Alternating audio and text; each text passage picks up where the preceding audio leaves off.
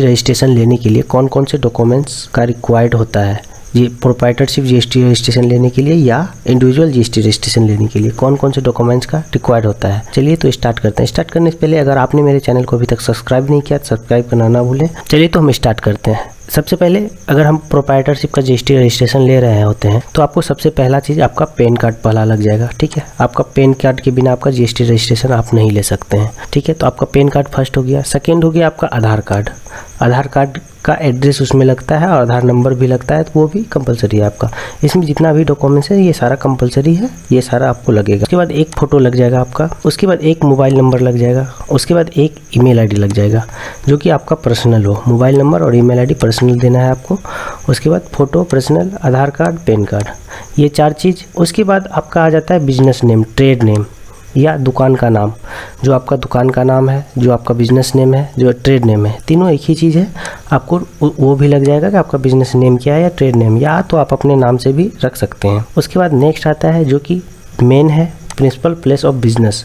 इसमें आपको कम से कम 2 डॉक्यूमेंट्स या एक डॉक्यूमेंट्स में, अगर ऑनरशिप है आप ऑनर हैं और ज़मीन भी आप ही के नाम से है, तो आपका एक डॉक्यूमेंट्स में भी जीएसटी रजिस्ट्रेशन नंबर आ जाएगा।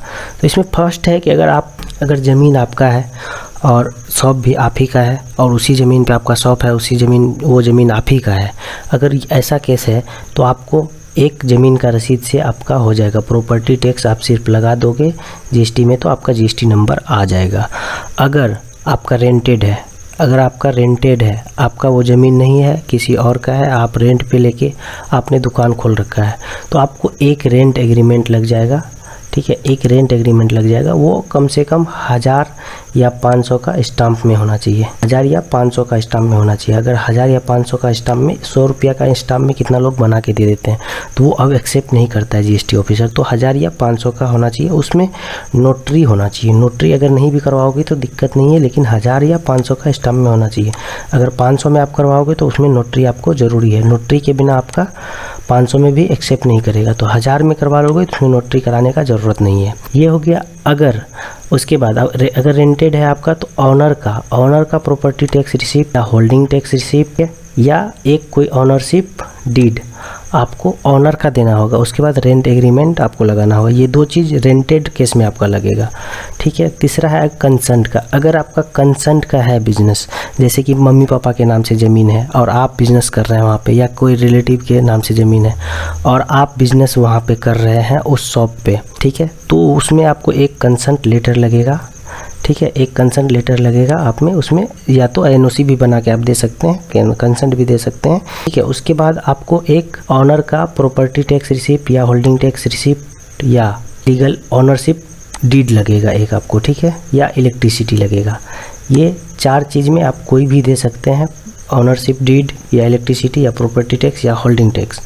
ऑनर का लगेगा और कंसेंट के साथ आपको आपके जो भी मम्मी पापा हो या जो भी रिलेटिव हो उसका ऑनरशिप डॉक्यूमेंट्स एक आपको लगाना होगा। ठीक है, ये 3 केस हो गया। और अगर ज़मीन आपके नाम से है, शॉप भी आपके नाम से, तो आप प्रॉपर्टी टैक्स कोई भी एक लीगल डॉक्यूमेंट्स आप डाल के जीएसटी नंबर ले सकते हैं। उसके बाद नेक्स्ट आता है बिजनेस एड्रेस। बिजनेस एड्रेस वही बिजनेस एड्रेस होगा जो आपका ज़मीन या होल्डिंग टैक्स या ये जो डॉक्यूमेंट्स यहाँ पे दीजिएगा, इलेक्ट्रिसिटी हो गया, प्रॉपर्टी टैक्स हो गया, कंसेंट हो गया, रेंट एग्रीमेंट हो गया, यहाँ पे जो भी आप अपलोड करिएगा, या तो ज़मीन का रसीद हो या प्रॉपर्टी टैक्स या होल्डिंग टैक्स या एग्रीमेंट, जो भी हो एड्रेस, उसी के हिसाब से यहाँ पे आपको एड्रेस देना है, जो कि आपको प्रॉपर शॉप का एड्रेस होना चाहिए, प्रॉपर दुकान का एड्रेस होना चाहिए यहाँ पे आपको बिजनेस एड्रेस में। ठीक है, उसके बाद नेक्स्ट है कि आपका होलसेल बिजनेस है या रिटेल बिजनेस है या आप सर्विस प्रोवाइडर है। मतलब अगर आप रिटेल सेल कर रहे हैं तो आपको रिटेल चूज कर लेना है। वहाँ पर आपको ये बताना होता है, वहाँ पर सेलेक्ट करना होता है। अगर होलसेल रिटेल दोनों कर रहे हैं तो आपको दोनों में टिक कर लेना होगा। उसके बाद अगर सर्विस प्रोवाइडर भी हैं, होलसेल रिटेल के साथ सर्विस प्रोवाइडर भी हैं, तो आप ये तीनों सेलेक्ट कर सकते हैं वहाँ पे। नहीं तो आप अगर होलसेल हैं तो होलसेल, रिटेल हैं तो रिटेल। ठीक है, ये आप अपने क्लाइंट से पूछ के भी डाल सकते हैं, या आप अगर अपना खुद कर रहे हैं तो आप अपने हिसाब से डाल सकते हैं। उसके बाद है HSN नेम।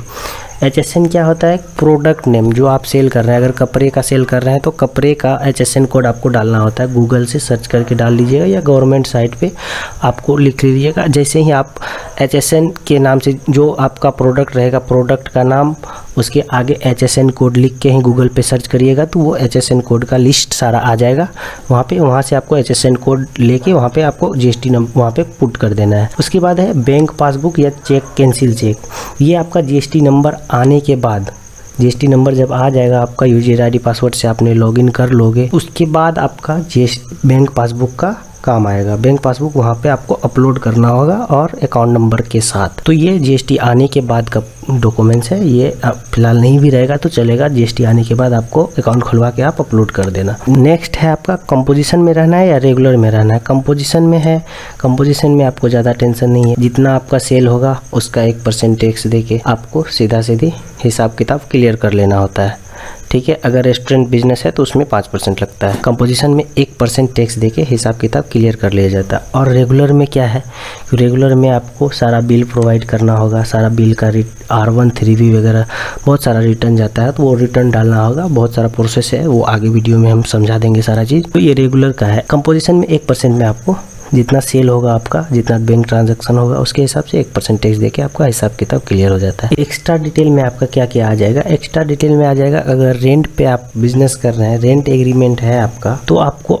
आधार का लैंडलॉर्ड का आधार नंबर भी मांग सकता है, आधार कार्ड भी मांग सकता है ऑफिसर। क्यूरी में आपको आधार नंबर भी मांग सकता है, आधार कार्ड भी मांग सकता है ऑनर का। तो ये आपको तैयार रखना होगा, ये आप ले लेना अपने ऑनर से अगर रेंटेड बिजनेस होगा। उसके बाद है, ठीक है, सबसे पहले आपको चेक कर लेना होगा कि मोबाइल नंबर आधार से लिंक है कि नहीं। आप अपने क्लाइंट से या अपने, अगर आपको पता है तो आप अपना खुद देख लीजिए कि आधार से मोबाइल लिंक है कि नहीं, या क्लाइंट है तो क्लाइंट से पूछ लीजिए कि आधार से मोबाइल लिंक है कि नहीं। मोबाइल से आधार नहीं, आधार से मोबाइल, ठीक है। तो ये आपको कंपलसरी है, इसको आपको चेक कर लेना है कि आधार से मोबाइल लिंक है कि नहीं। नेक्स्ट है आपको डेट ऑफ बर्थ। आधार से आधार कार्ड और पैन कार्ड का डेट सारा चीज़ सेम होना चाहिए। डेट ऑफ बर्थ हो गया, नाम हो गया, पिता का नाम हो गया, एड्रेस वगैरह हो गया, सारा चीज़ सेम होना चाहिए। अगर ऐसा नहीं होता है, आधार से आपका सारा चीज़ सेम नहीं रहता है तो आपका आधार ऑथेंटिकेशन नहीं हो पाएगा, जिसके कारण आपका रजिस्ट्रेशन में काफ़ी समय लग सकता है। थैंक